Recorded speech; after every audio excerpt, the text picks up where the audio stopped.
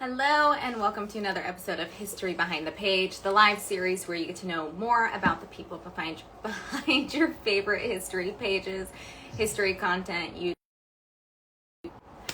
Sorry, my Siri came on and it froze the screen. So super excited. Today we have Sander on from Sander VK History. He runs an amazing YouTube channel. He is just a travel bug. It seems like he's always everywhere. His content is great. He's super knowledgeable, so I'm super excited to have him on. So let's go ahead and get this going and we'll get Sander on.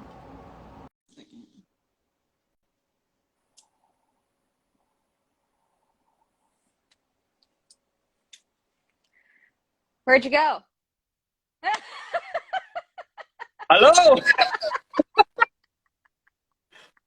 I thought I'd introduce myself this way. You will never forget that. Oh my gosh, I absolutely love it. Oh, that was great.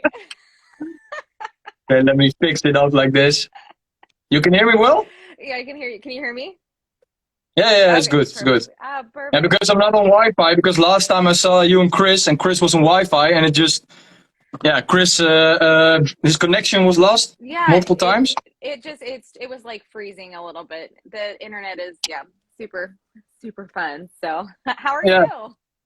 Yeah, I'm doing great. Good. It's warm. It's warm outside here in the Netherlands. So. Oh, lucky you! It's rainy and crappy outside here in Oregon. So. Well, it's perfect weather to drink beer. So tonight we're gonna drink some beer and stuff. So. Oh, nice. Well, that'll be That's fun. awesome. Well, thanks so much for coming on. Thank you for having me on. Yeah, super excited. This has been a long time. I know I asked you like forever ago, and then time just got away from us, and then now we're here. Yeah. So. Yeah, it's also the first time we really talk to each other. Yeah, exactly. Like we talk through chat, but not face to face. Exactly. Yeah, it's nice to put a voice and a face to the chat, I guess. Yeah, So, I am real. So. you are real. That is very good. I thought it was AI the whole time. I was like, this is a fake person on YouTube. Well, let's get into the nitty gritty of it. So why don't you tell us a I'm little excited. bit? Why don't you tell us about how you got into history and just how did you get into history? Well, literally all the credit goes to my dad. Mm-hmm. Because when I was at a young age, you've probably seen that Instagram post with me as a little child at the World War I places and bunkers. Mm-hmm. He was on a forum with multiple people.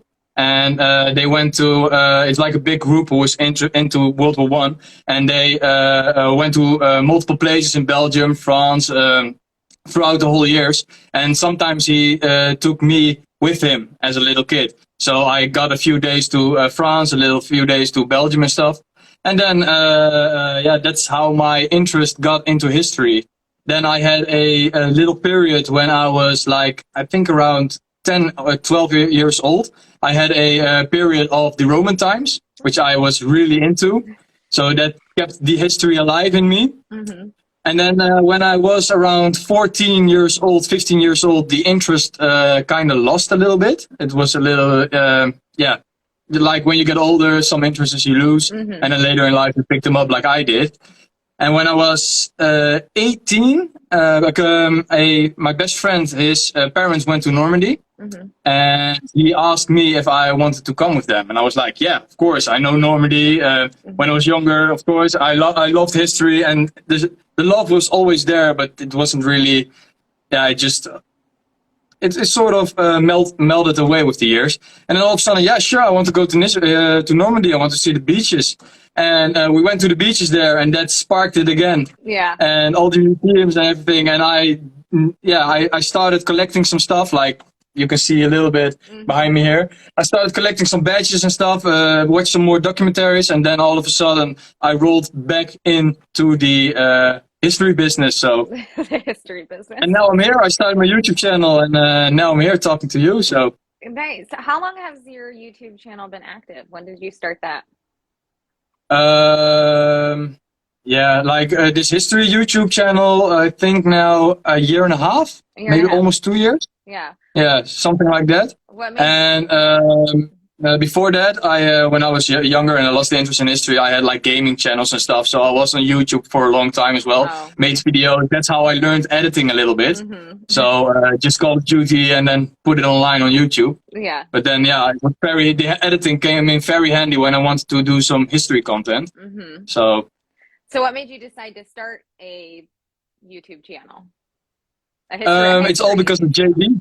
Oh, it's all because of Yeah, it's all because of JD. Yeah, he had his Normandy series, and I loved it. It was around, I think he had around 20K subscribers back then. So I messaged him, I reached out to him. I said like, it's awesome, you do this, and I love the videos.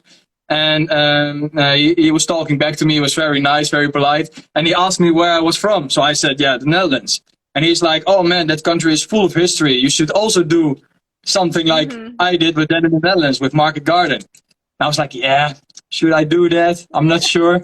And then, yeah, I just thought, yeah, fuck it. Let's do it. I'll just make one video and let's see. I will send it to JD and let's see what he says. So I made one video and I sent it to him. And he was, all of a sudden, he was very enthusiastic of me making a video about some Market Garden stuff. And yeah, he loved it. And that sparked a little bit that sparked the light of continue my YouTube channel. If I had a nickel for every time somebody said JD, I'd be a very rich woman. It's amazing because he's well, yeah, he did a lot for the history community on YouTube, Instagram, and stuff. It's like I started my my YouTube channel. So yeah, no, it's amazing. Your content is super great. So we definitely enjoy it. So let's see. Let's talk about your recent trip to the Band of Brothers. Oh, yeah. How was that? It was awesome. Through that, like how it was just. Yeah. Oh, it was awesome. Before we went there, I knew Chris was going because I also talked to him a little bit on Instagram, and I knew that Chris was going as well. So I messaged him, I reached out to him, and then we got talking, and I was like, wait, how long are you in Europe? And he was a few days before we went to the event itself. He was already in Europe, and I said to him, what places are you going? And he also said like the Overloon War Museum. I was like, okay, let's go together. Like I come a day earlier, and then we'll do a trip a day before the whole event starts. And we did that. And in the evening, there was like a Q&A, which was very funny. You get to know them a little bit more, and the actors are just amazing people. And like Chris already told you, like you see them on screen on Band of Brothers, and you've seen Band of Brothers like, multiple times. I almost like 8 times already. And then you just wonder, you wonder how they are in real life. And then all of a sudden you meet them in real life, and they're just amazing people. It's really, was really awesome to meet them. Yeah. And the Q&A, then the next day we did the whole trip. We started to collect everybody who had the tickets at the hotel. And then we went to all the history places. Like where the episodes also not literally shot, but where they recreated some episodes of those places. And Crossroads, which I really loved that moment with Mark Lawrence, who played Dukeman. Yeah. That was really amazing to see that moment and be there as well to see that moment. And at the end we drank a bunch, and then we went home. And that was that. Yeah, well, after the event, me and Chris went also another day to Oosterbeek and Arnhem, where I did a little tour with him, and with sort of battlefield tour I did with him, and he loved it. It was amazing. All the bloopers he did. Yeah.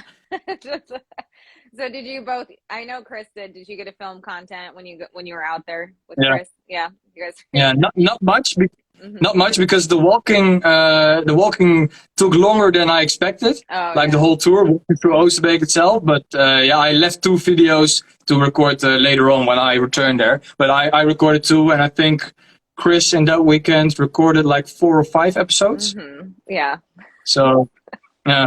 I give you props to what you guys do, like walking around the camera and just doesn't care who Who sees it? I definitely could. I definitely couldn't do that. But I tried it one time when I was doing a story at the Evergreen Aviation and Space Museum, and I just had people looking at me. And I was like, I don't know. Yeah, I look was at like, you like, what I are you know. doing? And then they were looking at me, and then I was talking. And I was like, this, and I kept stumbling over my words. I was like, you know what? It is what Oh, it. I'm like, it is what it uh, is. If I look like an idiot, you know whatever. what I should do? I should do a whole hour, a video, just a whole hour of me pronouncing things wrong and start over again. Yeah.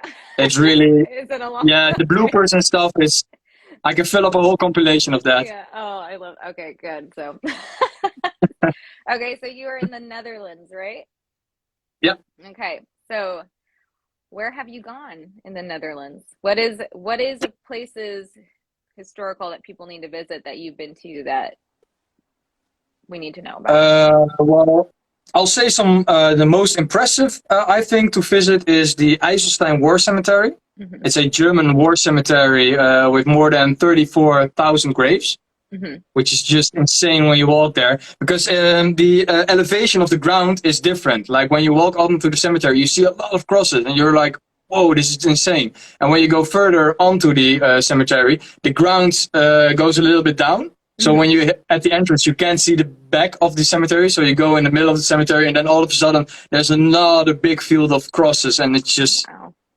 it's insane, and it's really mind blowing. And I love what they did with the place. They made a tiny museum there and some information boards, which I think it's recently, like 3 years ago, they built it there. So which is really cool. So you get also some history behind it, and they also say that like 1,200 of all those Germans there are war criminals. So that also gives you an perspective that not all the Germans who are laying there are bad or are war criminals, which is, in my opinion, is really, really good of them. Yeah. Also, as a museum, the Overloon War Museum is the biggest museum in the Netherlands and biggest World War II museum. And it's just, like you can ask Chris. Chris was all flabbergasted on how big and how what type of stuff that museum has to show people. Is just amazing. Really cool. That's awesome. What is the best place that you visited? Like your favorite out of all place that you'd probably go again? Ooh. There are a lot, you know. I know. Okay, give us your top 3. Okay, the house of Adolf Hitler in the Alps. That's the countryside there is just beautiful. Like the house, you can't really see the house there, and of course it's cool to stand there. Where Hitler lived and during the war. But all the mountains, it's so beautiful. It is really awesome to be there. That's like that's my top. My third. The second one is this sounds maybe cliche, but Normandy, like the whole Normandy, because there's so much to learn there. Yeah. It's you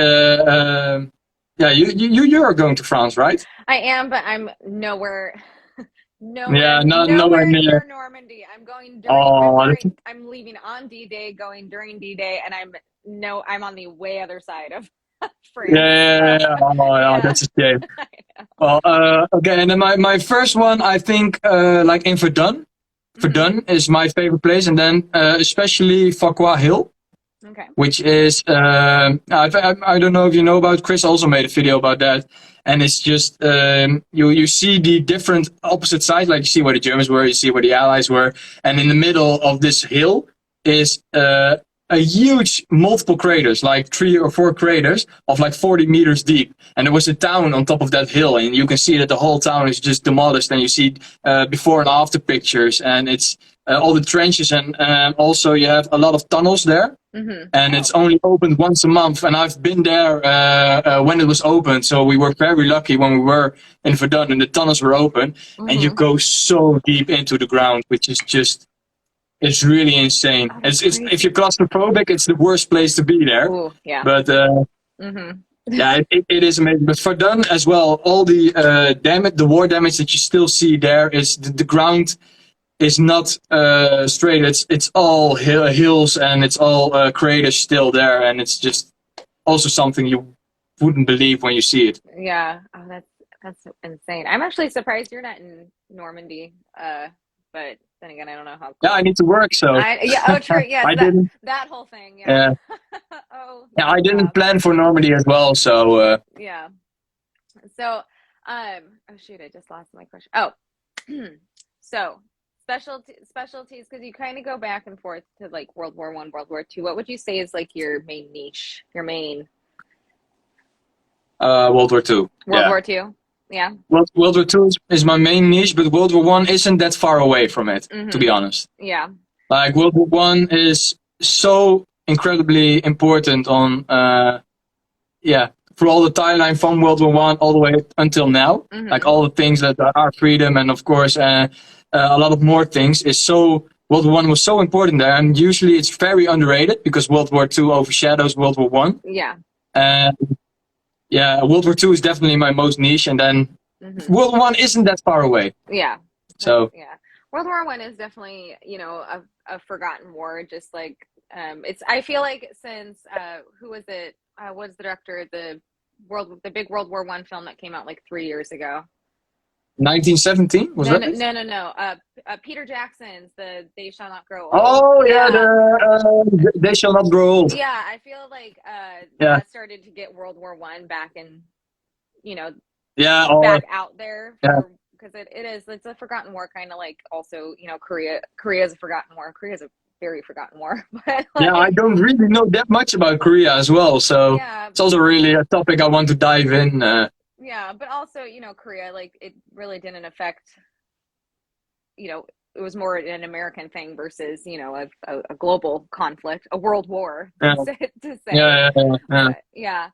So how do you come up with your content for YouTube? Like, how do you decide what you're going to talk about, where you're going to visit, what you're going to do? Does it like what I do is when I want to make a video like about Operation Market Garden, I search for different topics and also some different topics where how do I say this?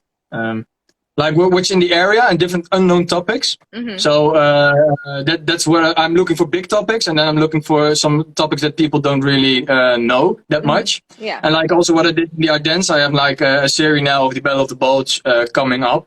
So when I went to the Ardennes, I did like big subjects of the Battle of the Bulge, and I also took some three or four little subjects that people don't really know that much.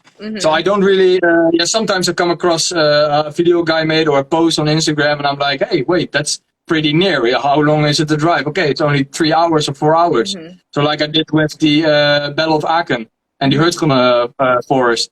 So that's also, I saw it on Instagram, like, hey, how far is it? And I look it up on Google Maps, oh, it isn't that far, so maybe I can do it in the weekend. Then I find some topics and then I just film them. Yeah. And the same, like when I got to Ypres, in Ypres is a World War One where there's some furious battles there.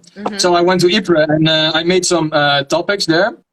I made some scripts and stuff, and I went over there. And all of a sudden, when I'm there, I heard about the Meningate. And then I was like, wait, the Meningate, what's this? And I searched it out, and I just sort of improvised that video. But it turned out to be a beautiful video as well. And that's, sometimes you go to a place and then you're like, oh, I can also make a little video about this. And then you improvise a little bit. My great uncle got captured at the Second Battle of Ypres in World War One and was a prisoner of war for a really long time. And then my great grandfather joined. They didn't know he was a POW, so the only reason he joined World War One was to go find his brother. And so that's oh really? So it's kind of interesting. Do you have the whole story of that, or I don't have I have. My aunt has gotten really big into it, and she has a lot of the stories, but I think he got released in 1918, I think it was. But I have the places where he's captured. World War One is just something I'm starting to get into, and the whole history, family history. And so I don't have like all the full story, but that's the kind of round subject of my maternal side. They're all they're Canadians, so they for Canada, and so. Are there still some files? Are there still files and stuff of your family during that time, like files, reports, or? I have some of the documents and papers, which can was just helping me lead on the trail of figuring everything out. But my aunt has all that. I really need to sit down with her or my cousin. Oh, She's either my cousin or my aunt. I don't know. It's like distant. Like type of thing.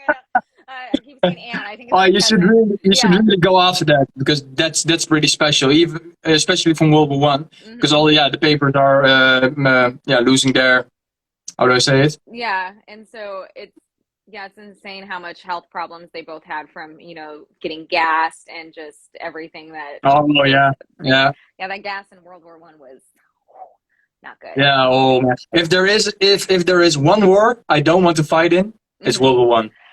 I wouldn't either. Just ugh. like if I had to choose one war to really not want to fight in, it's World War One. That's just so the trench life, man. That's just so. I can't imagine how it must have been for those young boys in those trenches. I know, and those are scary because you pop out of the trenches. Your enemy is literally right there, and the trenches. Yes, they cover you, but also getting out of those, it's a disadvantage, and you're just a sitting duck. Yeah. And you walk 10 meters or 20 meters and you're just dead, and a whole company within 10 or 15 minutes loses 80% of their whole company, which is just it's insane to think about. I know, it's funny because I always thought it'd be civil war for me. Like I'd never want to fight in a civil war or be in that battle, but it's so funny when you hear history people talk about it, and especially like Civil War people, they're like, no, I would do Civil War, I would never do World War One. I was like, whoa. Like, oh really? Yeah, they're like, they're like, no, I do Civil War, like not because I like Civil War, but because no, I would not want to do yeah. Well, to be honest, I don't want to fight in both, but either, but it's always fun. Yeah. We all have those weird thoughts, just like those weird thoughts about history. Just like we all go down those damn rabbit holes.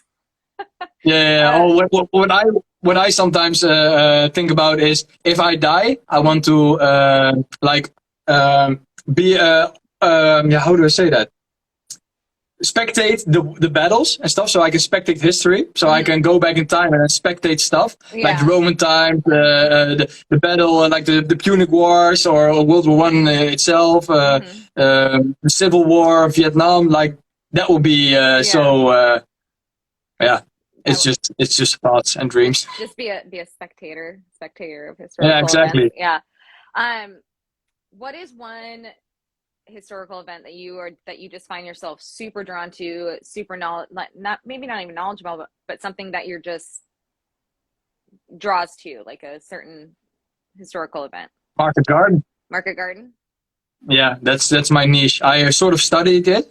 If I can say it, studied it. Like I'm busy with a big documentary, which is just going to be insane when it's finished. I wanted to be to make it finished in September, but that's not gonna work because it's so much work. It's just insane. And while researching for that documentary, it's like highly detailed, and it maybe will take like 3 hours, the whole video, the whole documentary. Yeah. So I did my research on Market Garden a lot, and because of A Bridge Too Far as well. When I was younger, I always watched A Bridge Too Far with my dad. So I love that movie. Yeah, Market Garden is really something I really like to learn about and still visit all the places, and it's very close to my house. Like Arnhem is maybe an hour of a drive here from my house, so. Oh, well, that's handy and convenient. Yeah, usually, like Chris was saying, like when they visit family, they sometimes for coffee they sometimes drive 4 or 5 hours, and that's normal in the USA. And like when I drive 4 or 5 hours, it's like a holiday for me. Americans are definite commuters when it comes to stuff like that. Yeah. So, 4 or 5 hours of a drive for just a coffee, and then you be 2 hours there, and then you drive back home for 5 hours. That's something we don't do really here. Yeah, it is kind of. It's just normal here. Yeah, no, well, not there. Usually, when you drive 5 hours, you're going on holiday, and then you'll be away for a week or so, or a few days. Oh yeah, no. We like to do things the hard way. Oh yeah. Americans, right? Yeah, Americans. Yeah. Okay. I forgot to say this at the beginning, but this is a live Q&A too. So if you have any questions, you're more than welcome to submit them. On the bottom right-hand corner of your screen, there is a question mark bubble. You definitely can submit your questions there because they do get lost in the comments. And speaking of that, we do have some questions, but I realized that I forgot to say that earlier. Okay, so Alec wants to know, if you were to come to the United States, what would be the top sites / places to see? Camp Goa, of course. Mm-hmm. That's something I really would want to see. Yeah, Gettysburg. Maybe that sounds a little bit cliche, but Gettysburg. Mm-hmm. That's something I want to see. And also, I went on Google Maps. Think of it was last week, and then I zoomed in on the Arlington Cemetery. Mm-hmm. It's next to the Pentagon, right? I think so. I've never been. I don't know that much about Oh Washington. well, The map. You know what? I was searching. Oh yeah. Well, I hope the FBI isn't listening, because I was searching for the Pentagons, that location, and how it looks like on top, and what our entrance is and stuff, and how the security is there. I was just curious, and all of a sudden I zoom out and I see a big park, and I'm like, Arlington. I know that name. So I zoom in there, and that's the war cemetery of. I think the biggest one in the US. It's huge. It's the biggest. Yeah. It is huge. Yeah. It is. I was so amazed. Like, no way, this is a war cemetery. And you just zoom in and you see all the white dots, like on Google Maps. You see it, and I was just amazed. And also, John F. Kennedy is buried there, I think. I think. This is great, or a president's grave. I'm not sure who it was, but honestly, I'm actually not 100% sure. You should know that. I should know, but I don't know off the top of my head. So if anybody who is watching knows, let us know, because I can't think of it off the top of my head, actually. I know. Well, I was just amazed on how big that cemetery is. That's just insane. Yeah. So we have Arlington, Gettysburg, Toccoa. Any other places that pique your interest? Yeah, maybe the touristy places, like the Niagara Falls and stuff, and those places. I also want to go to Texas. Mm-hmm. That's something I would like to do. Yeah, it's the land of the free, as they say, right? Mm-hmm. Or yeah. Well, Texas has a lot of rich history going back, not just with going way back. So Yeah. It would be a very interesting place to visit. Yeah. Well, to be honest, I don't really know that much of the history of the United States itself, but I'm a little bit. I have a little bit knowledge, but I mean, you're in the Netherlands. Why would you? That is true. I don't know anything. I don't know history about the Netherlands. So. Freddie Joe wants to know, who is your favorite person in history? Churchill. Winston Churchill, definitely. And why? That's my number one. Oh man, his attitude at the time, like he was the maybe it's a little bit glorified, of course, throughout the years, but his attitude on pushing the morale of the British people and saying no to the Nazis and don't give in and stuff, and he. I think, and also his life, what he fought in the Second World War. He was captured, he escaped, he was in World War I, he did the Gallipoli campaign, he was demoted again, and he was back in the trenches on the Western Front, of course, as a leader there, but still he was there. And all of a sudden, he in the World War II, the Parliament is they don't know what to do, and they assigned Churchill to be the new Prime Minister, and he just. The island was isolated. They were alone. Like, America was helping, of course, but they weren't full out in the war because of the public opinion. Mm-hmm. And Churchill's had his iron fist down, and he, his charisma, the person Churchill. I really love that guy. That is awesome. Okay, let's see. And also Marcus Aurelius, the Roman, the Roman leader. Mm-hmm. Yeah, for his time he was very knowledgeable, which he also has a book which I still wanting to read, and I didn't start yet, but he has also a book that was of course rewritten and stuff, but that guy is very knowledgeable, for especially around that time, like philosophy and stuff, and he was really knowledgeable. Oh, that's pretty cool. Camilla wants to know, if you could go anywhere in the world, what historical site would you visit that you have not visited before? Oh. You're like, well, I've visited everything. Just No, no, no, no, no, definitely not. Oh, I am not done yet. I just teased. Oh, when I'm 60 years old, I'm still not. I'm still not done probably. Yeah, where? I think I'm going to think further away of my home. So like the Pacific Theater, like Iwo Jima, would be awesome to go there. I think you can only visit it once or twice a year. I think it's They I think it's once a year, and it's like not anybody can go. It's yeah. You have to have some relation, I think, to Iwo Jima. I think it is. I think that's what JD said. So, I can't remember. Oh yeah, so that like mystery of Iwo Jima, that would be awesome. And I want also to visit the Eastern Front, like Stalingrad or something. That would be it's now called I don't know the name now, but it isn't called Stalingrad anymore. Oh. That's also the Eastern Front I want to explore as well. Oh. And Pearl Harbor. Pearl Harbor would be cool. They closed down the USS. I don't know if it's actually open anymore, but I know before COVID hit, they closed down the USS Arizona Memorial for like a long time, so you couldn't go out there. This was before COVID happened, and that's the boat there, right? That's the ship the big ship. And it when I heard that, I broke my heart. I was like, no, I want to go visit it, but hopefully it's open again, because that's like a huge thing, in Pearl Harbor, to go see it, because it's a beautiful memorial from what I've seen. Like 2 or 3 weeks ago, somebody invited me to go to Hawaii. Like when I'm there, I could stay at his home and stuff, which was really awesome. So that's that was really awesome. So I will definitely go there once in my lifetime. Yeah, shoot, take him up on that offer. You go, go, because there's actually, just besides the USS Arizona, there's, from what I've researched, many more things to go see in regards to Pearl Harbor. Dylan wants to know, hi Sander, what is your favorite Sabaton song and event they have written about, and why? Ooh, okay, like music wise, like the melody and stuff, I really like Bismarck. That's what I really like. And of course Red Baron is also one of my favorites, but my really favorite one is 40-1.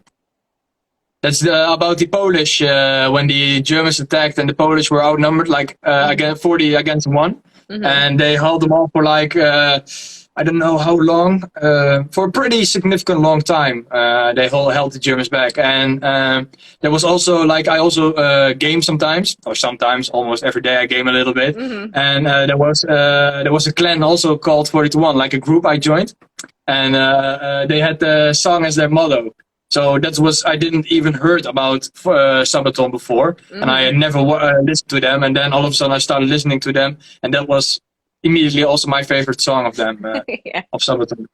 I did not know they existed until Chris did the first time he did History Behind the Page back in February, and he told me about them, and I was like, what? And then really? Yeah, and then the other night I was making my D-Day reels, and I was scrolling through their songs, and the next thing I know, I blink, and it's like an hour and a half has passed. I'm like, I've been listening to Sabaton for like an hour and a half. And it's a really cool, it's a cool concept of what they, came up with. Yeah, it's really awesome. The music and the history, and it's like so much history. It's not just like one. Yeah, it's really awesome. Yeah, I was like, oh, this is really cool what they do. Like they keep history, they put history in the music, and like people who never listen to Sabaton, or they never are interested in history themselves, but they do like the hard rock and they listen to it. Yeah. And all of a sudden they also maybe become interested in history and stuff, which is just awesome. I know, which I know this is a totally different genre, but it's same with what Hamilton did for a lot of people. What Lin-Manuel Miranda, when he made the musical Hamilton, he got a whole group of younger generations and people who never thought about history before now getting into it and looking into it. And even though Hamilton's the musical's not 100%, but still it got people, interested in history, which has been, I feel like, lost for a little bit for a lot of people. So for my feeling, it's getting more attention now. Like this generation, like you see the younger people who, because of the series of Band of Brothers, of course, mostly because of that series and what Tom Hanks and stuff did. I think this that sparks a lot of more young people to be interested in history and the wars and stuff. Especially World War II, and then when they're interested in World War II, they want to know about World War I usually, and then you go to several different historic topics.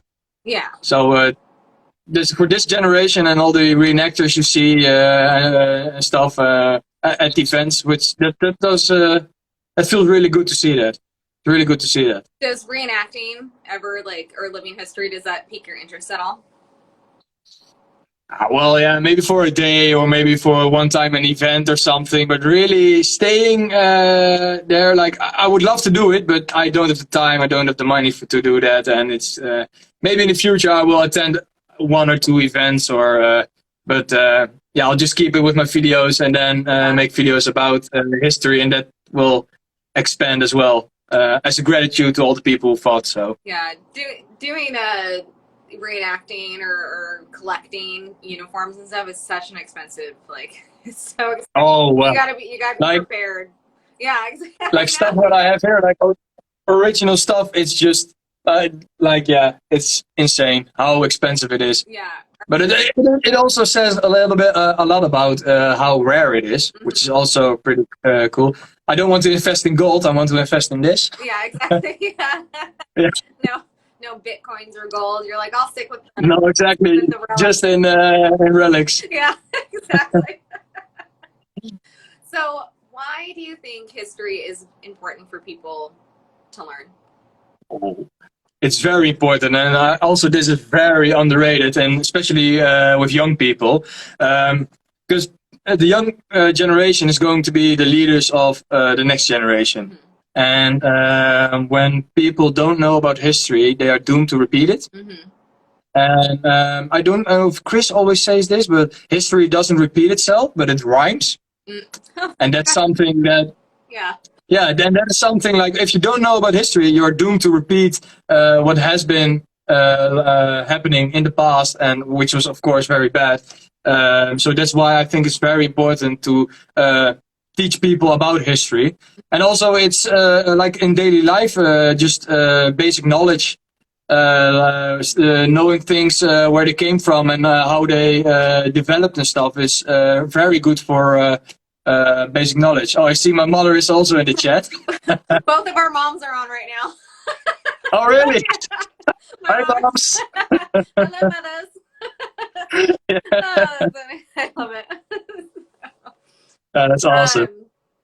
Oh shoot, what was my next? Oh, so what's next for your YouTube channel? Like, where do you want to go with it? What are we looking forward to seeing? Yeah, just the normal videos will keep continuing, and also the documentary I'm busy with. That's gonna take a long ass time to make. The script is almost done, and it has like 40,000 words, which is just insane. Yeah, it's insane. If you want, I could send it to you. You could just read through it a little bit, and then you just I name literally every unit, almost every street.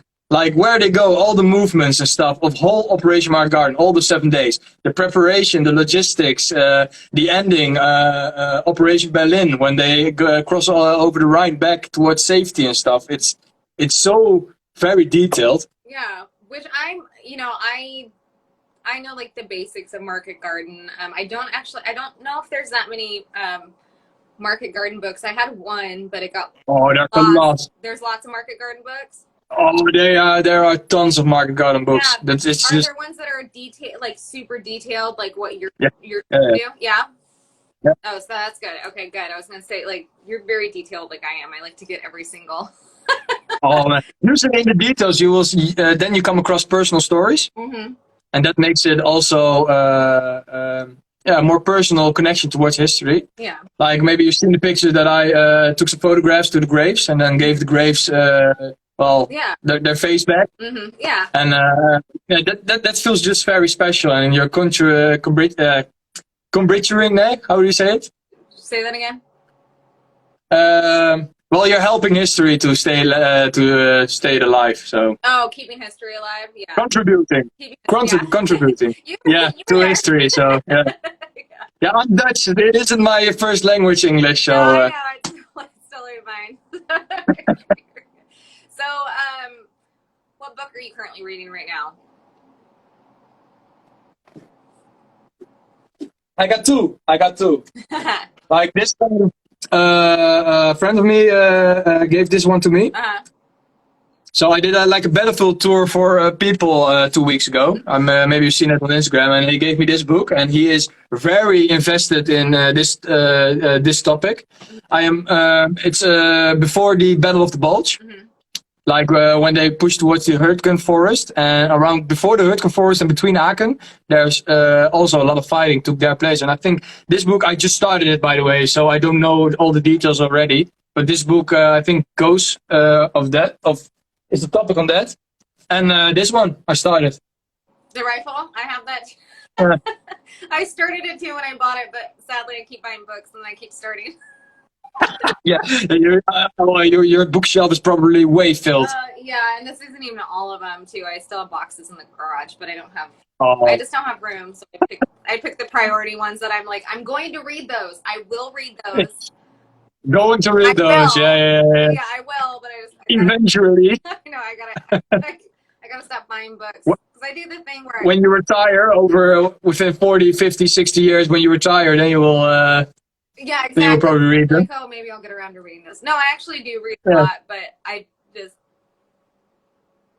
like autographs of veterans. Oh, from the rifle.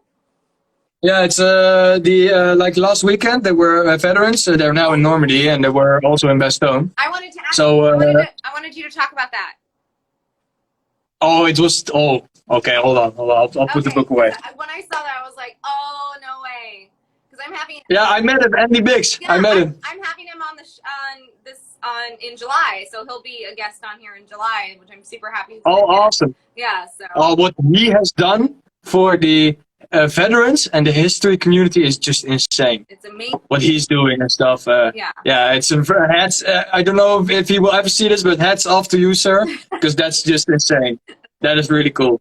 So what was that whole event? Tell us about it. Andy brought veterans back for. I think it will be the last time he will be bringing veterans back over to the to Europe. I'm not sure, or he will do it once more, but I'm not sure about that. And it was in the Overloon War Museum, and I know the people of the museum themselves, and they let me in for free, which was awesome, which was really cool. Yeah, and. That was because I went there because I have never, ever shaken a veteran's hand and thanked him for his service. Mm-hmm. Never.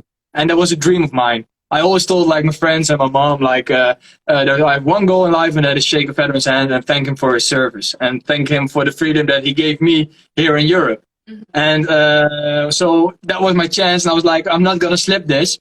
So I went pretty early to the museum, and I was there. And when I came there, a lot of people were already there, and I'm like, shit, maybe I won't get it in book or anything, but well, later on it was more busy as well, so I was pretty on time eventually. Mm-hmm. And we were standing in a row, and all the veterans came in, and everybody clapped and stuff, and that was the first time I ever saw a veteran in real life, which was just. Yeah, that was really cool. That was really cool. I was a bit nervous to shake their hand for some reason. I have no clue. And like I also have a poster. Like these were the guys. Oh yeah. Oh. I need to read more about them, but I need to learn more about the story. But I will this week or next week. I will dive deep into it. I think their story is also in the book itself of the rifle. Yeah. And. They came up. They sat behind the table, and we could buy the books. And then when we bought the books, we could just deviate towards the tables, and then they would sign it. And I was like, I think the eighth or seventh person that bought a book and went to the veterans, and nobody shook their hands before. So I was everybody. They were signing the books and stuff, and they were thank you and stuff, and they were on the way. And I'm like, shit, maybe I can give them a hand. Yeah. So I was a little bit nervous about that, and I really hoped I could have. So I went to Andy, and he was also autographing the books, and he was selling them. And I was like, I bought a book, and I said, can I give you a handshake to Andy? And he didn't hesitate. He stood up, and he looked me right in the eyes, and he says, thank you, man. Yeah. So thank you. Like when I was thanking him, thank you, I appreciate it and stuff, which was really cool. And I was saying also to him, like, hats off for what you're doing for the historic community, which was, pretty cool. He was a really cool guy. And then I got the book, and I went to the veterans, and then he began to sign it. And I was like, sir, can I give you a handshake? and he reached out his hand and he gave me a handshake. And now it is on film, so I will post that on my Instagram as well next week or this week. Yeah. And then I gave him the hand and I said, "Thank you for your service and thank you for the freedom you've given me." And my life was complete. I can die in peace now. So yeah, that was really cool. And I shook all four hands of them, and with all four, I shook their hands. And when I was done shaking their hands, there was some talk about you can't shake their hands because of COVID still and stuff, and they're old. And so I was very lucky by that. But then also I saw multiple people also shake hands after that. But I was the first one on that day to shake their hands. I did it. Yeah, I was the first. I never washed my hands since, so it's still dirty. But no, my life was complete at that moment, and now I'm yeah. Yes, I can read. I can read these comments, by the way. Oh, that's hey, Gert. we both can. Yeah, we can read the comments. Yeah. So just quickly for everybody, if you guys have any other questions, make sure you submit them in the question mark bubble box on the bottom right hand corner of your screen. But we'll just keep going too as well. So I know also personal question, don't mind. Any question, if he doesn't mind anything, you know, whatever. Nope. So, No, I'm very open. So oh no, this is live. This is on the internet. This will be there forever. So yeah, it'll be live. It's live right now, and then it's going to be on YouTube. So yeah. It's I'm used to get. Huh? I'm used to having my face on YouTube, so that's no problem. Yeah. I know you said Churchill is your favorite person in history. Yeah. So, besides Churchill, if you could meet one person in history, who would it be? Okay, I also said Marcus Aurelius, but I won't say him. You can't say those two. It has to be somebody else. Okay. Actually meet. Okay. Yeah. What should I say? Maybe a German general. I would like to meet Rommel. Oh yeah. That makes sense. Rommel, Model also, like his, and then talk about what their defense tactics are and how they viewed the war and stuff. And also Patton. And who? Of course. Patton. Oh, Patton, yeah. Well, I mean, Rommel and Patton, they're little... I always say they had a... Yeah, I know. Their relationship. That's true. Yeah.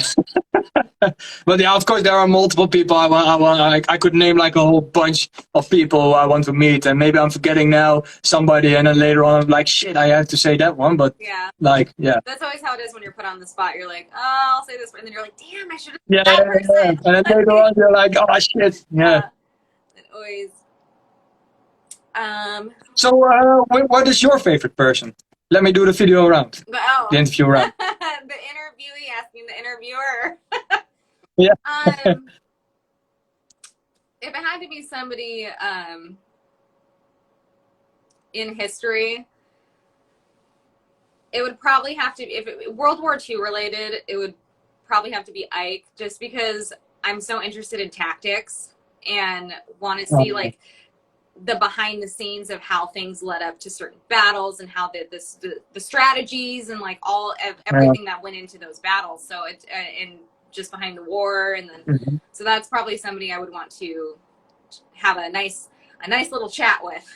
Yeah, especially the idea of D-Day. Yeah, I think that will be very interesting on to know what was in his mind around that time, and what are you thinking about to make such a big operation? Yeah, I mean, you know, it's for how long it took to prepare for D-Day. It actually didn't take that long. Like that long, you know, they had to go pretty quick. I think it was like a year they had to prepare for D-Day. I think just a little over a year, but it could be. You think that's quick? I hold on. I think I'm thinking of something else, but yeah. But it took them a year. Yeah. It took them around a year. It happened pretty fast for such a huge invasion, you know, of a whole country. So. Let me say this. How long do you think the preparation of Market Garden took? Yeah. For the biggest airborne operation throughout what the world had ever seen, still now the biggest operation. I actually don't know how long it took, but I don't think from what I know, I don't think, I think it was pretty quick. Was it pretty quick? It was pretty quick, It was but pretty what quick. what I feel like 7 days. 7 days. 7 days. I thought yeah. a month. I thought a month. That was No, 7 days. 7 days. They thought about the operation and they did all the preparation for the biggest airborne invasion that the world had ever seen, And how many? and still has seen. How many paratroopers dropped? More than 34,000, if I'm correct on that. 34,000. People can correct me as well, but Yeah, I think. Oh, that's insane. Yeah, just. yeah. That's crazy. It's crazy. Why do you think Market Garden wasn't as a big a success as it could have been? It's multiple factors. Mhm. It's a lot of factors, by the way. From the planning all the way towards the execution of the whole plan. It has so many multiple aspects why it went wrong, as well as like what Gavin did at Nijmegen, the drop zone of the first airborne that was way too far. The underestimation of the German army in the Netherlands. So it has a lot of different factors. I could name like a whole book on that, on what all went wrong on that operation. Someone in the comments said that's why it failed, because there were so many paratroopers. Would that be a reason, or? No, not necessarily. I think because like paratroopers are what the Germans did in the beginning in 1940. They used paratroopers for the first time, and they used it directly onto the objective, like the same with the D-Day on like Pegasus Bridge. They do it right on top of the objective, and that's also what should have been in Market Garden, because paratroopers should use that way to be directly on the objective, and they can't hold out because their attrition is pretty quickly because they don't have a lot of stuff and they don't have anything on them. Yeah. So, but all the paratroopers, I think the more the better, right? Yeah. In my opinion. Yeah. I mean, I would assume so. But I could be wrong. I could be wrong. Like people prove me wrong all the time, and I prove people wrong all the time. So, no, the inability to get equipment into the yeah, that's also true. Yeah, because the drop zones, a lot of drop zones were in German hands, and the Allies didn't know that, and they dropped their supplies there. So all the Germans had like American cigarettes and stuff, and British cigarettes, which they very enjoyed probably. Freddie just says the reason was because the inability to get equipment into the objective is a main factor. Yeah, that is. Also part there's so many factors on Market Garden. It's just insane. You can write a whole book on it. What is your favorite history movie? Yeah, A Bridge Too Far. But that's too cliche in my opinion. That's too well known. Okay. The movie I am the most impressed with is Come and See. What is it? Never heard of Come and See. Like come and see. Yeah. It sounds familiar. What is it about? It's about the Russian boy who is a partisan, and he wants to join the partisans when the Germans are occupying their land and their country. And that movie is so unbelievably good. It's like from the 1970s, I think, around there, and it was so realistic. That the Soviet Union, it was so realistic that the Soviet Union didn't want to premiere that movie. And after the fall of the Soviet Union, then the movie premiered and it was shown for the whole world. Yes, that has been on my watch list. You haven't seen it? What's actually funny is that I think when I first started this page and I started doing the little like what's your favorite movie and in my stories, and people could submit and I would repost them. I think you were the one that put that movie in there. Yeah, and then that's true. And then I looked it up, and like, you know, the cover of the poster and the cover of the movie, you're like, oh my gosh. But I think ever since then it's been on my watch list, but I feel like I've been having trouble finding it. Yeah. You will never see a movie like that. Yeah. There isn't any movie that exists like that movie. It is so eerie. It is so realistic. It's like they shoot the movie in the 1940s and then they recolored it and redid it and then made it put it out to the public in like the 80s, but it is so unbelievably good. Like in the beginning, you will have a weird feeling, and then throughout the middle, you were like, okay, what the hell? This is a really weird movie. And then at the end, it will click and it will, yeah. And especially what I usually do when I watch a movie and there's some stuff I don't understand yet, or what's a little bit, how do I say it? Yeah, well, not really understand it or not comprehend. Then I go on YouTube and then I'll look at reviews, and then people that will tell like a 10 minutes video on what the movie is, and then I'm like, whoa, yeah, I missed that, and then it all comes into my head, and then it's just like, whoa, this is the best movie ever, and then rewatch it again, and it's even better, you know. Yeah. So it's that's definitely on my list. I think Chris told me. He goes, just be prepared to not be in a good mood. Oh yeah, definitely. Like, oh yeah, Chris seen it as well. Yeah, I mean, I think that's like a lot of war movies, but like he was like, no, you're like, no, this is a whole nother level. Yeah, he goes, you're gonna have not good emotions afterwards, but it's a good movie that I've heard. So that's Oh, you should. You really should watch it. And when you've seen it, please message me and tell me what you think about it, because it is a movie you will never see such a movie again. Yeah, it's not. I think after you told me about it, I tried to find it on Amazon or where I could watch it, and I didn't think I could find it or something. So I'll have to. That was a while. If you have trouble with it, just message me, because I have the movie on my computer, so in HD. So. So History Biz Club, I think he's talking about Market Guard. Montgomery was a general who was a. Hold on, sorry. The comments popped away. The comments, yeah. Montgomery was a general who was ahead of his time, massing material, training, and artillery. He succumbed to the pressure of politically motivated U.S. generals to abandon his cautions following Khan. It was a mini Stalingrad, which took longer to clear than expected, and this led him being positioned as a slowpoke. Market Garden got to him to show he could move quickly. Oh, yeah, because in Khan, Montgomery really wants to show his balls. Yeah. I think with Market Garden. And then when I think he pressured Ike a little bit to give him the supplies for that, because Patton wanted that supplies, of course, to rush through Germany. But the Siegfried Line had a big intimidation, of course, although there weren't that many tanks on the Siegfried Line when the Allies were across it. Yeah. But still, the intimidation of the Siegfried Line, you've never been there, but when you go there and all the Dragon Thief are still there, it's very intimidating, and I can imagine that Ike was like, okay, let's try the paratrooper way. But the thing at Khan also, you can compare it to Aachen, in my opinion. Khan and Aachen. I think Aachen was a little bit worse, but worse. You know what I mean. It's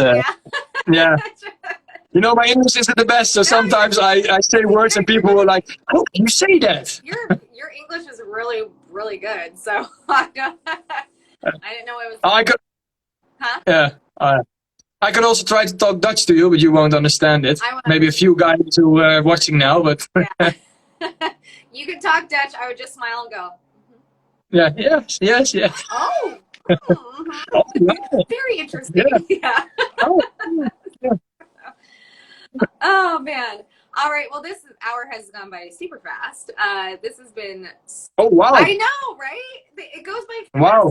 It's awesome. Yeah. Love it. So, thank you so much for coming on and doing this with us. Yeah, thank you for having me. It's awesome. Yeah, definitely. Very cool. Yeah. So, Sander, where can they find you on social media? Well, I have two Instagram accounts. One is Scientific History, which I'm not really that active on. Maybe I should, but I'm not that active on there. And my main Instagram account is also my personal account, and that's like a low stripe. I don't know how to pronounce that in English. Underscore, and then Sander VK. So that's my that's the same account that I'm on now, and I am active on there. Put personal photos in my stories as well. Some stuff about history. Sometimes also a little bit political, but that's that's me. That's part of history. So and my YouTube Scientific History. So that's where I post a lot. I try to post a lot on, because I work 40 hours and I try to do my best to keep posting every month. Twice a month is my ideal schedule, but sometimes it doesn't really work that way. Yeah. Well, awesome. Well, I will post all of his pages and YouTube channels after the video. I want to thank everybody for coming on and joining us this morning or evening for you. Yeah, evening. Yeah. So it's 7 o'clock now. Yeah. So yeah, it's 10 a.m. here. So I'm in the past. You're in the future. So. Yeah. Can I say one more thing? Of course. I want to congratulate Nick with his birthday today. Okay. He said congratulate me during the live, so I didn't forget it, Nick. Congratulations. Happy birthday. Happy birthday, Nick. That's awesome. Well, Sandra, thank you so much, and I'm sure we'll chat soon. Thank you. Oh yeah, definitely. See ya. All right, bye guys.